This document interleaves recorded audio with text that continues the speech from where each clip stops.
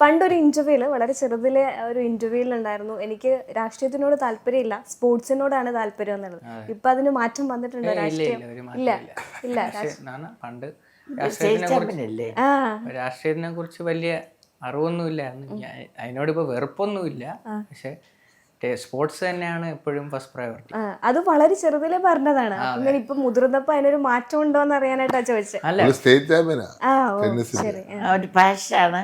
5 വയസ്സിൽ തുടങ്ങിയതാ ശരി ശരി ടെന്നീസ് കളി. എങ്കിലും നോക്കി കാണാറില്ലേ ഇവരുടെയൊക്കെ രാഷ്ട്രീയം? അതൊക്കെ ഉണ്ട്. ഇപ്പൊ ഒബ്വിയസ്ലി വലുതാകുമ്പോ ഇൻട്രസ്റ്റ് വരും.